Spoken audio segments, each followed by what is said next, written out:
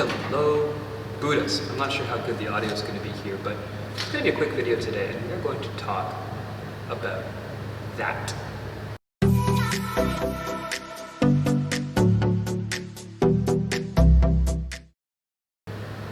Now, Buddhas, before we get started, I've got a link down in the video description you can click on to help you have a spiritual awakening.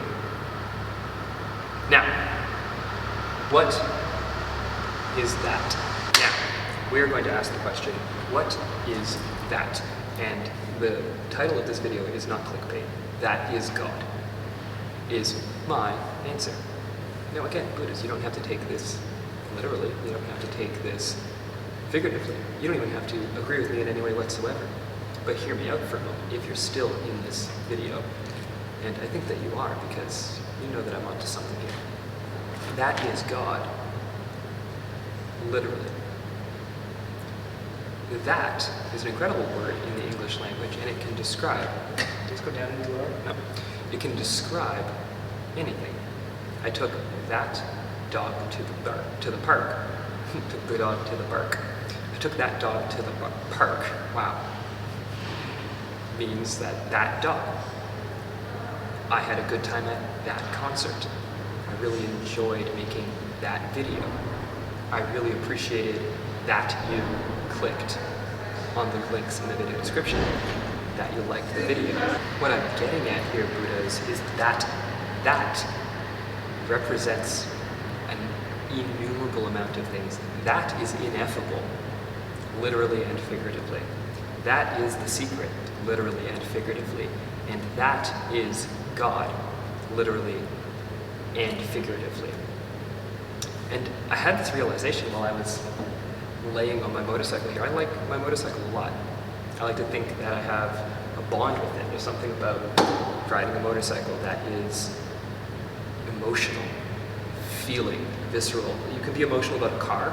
I'm not saying that you can't, but there's something about a motorcycle that's unique and immediate when you have a bike. And that feeling, sitting on that motorcycle, led me to making that video, if I were to be future past tense discussing this. Anyways, the real idea that struck me is what is God? And I've been thinking about this for so long now, that the only real way of answering that question is with that is God. Because the asking of the question immediately creates the answer. We know this, Abraham talks about it constantly, Neville talks about it constantly, everything talks about it constantly. You just don't realize the answer yet. But if we take the premise that that is God, then you already just need to know that you know the answer. You don't need to know what the answer is. Because if you know that you know what the answer is, then you know what the answer is. That is some really goofy logic, I'm aware, and I'm using the word that a lot on purpose, but that is the point.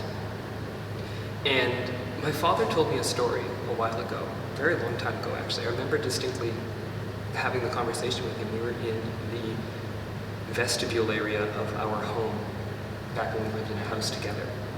And he told me a story about a man, and I forget the context, maybe I need to ask, but he told me a story about a man who had cut out the word that from the books because it's superfluous. You can technically read a sentence without the word that. Try it, it's actually very interesting. And I think that part of the beauty in that is that that is also nothing. I'm not saying that God is everything. I'm saying that God is nothing as well. And when you can take that step back approach, and yes, this is some pretty heavy stuff, but if you take the approach that is God, and that is everything, and that you are that, and a part of that, and that is a part of you, Buddhas, that's when some really interesting and fun stuff starts to happen. So, not really a conclusion on this one, but something to think about, homework for the first time ever. But I want you to let me know down in the video comments below what you think that really is. And I'd like to posit the concept that is God. And remember, Buddhas, at the end of the day, the absolute most important thing other than the fantastic editing skills in this video, you slaps.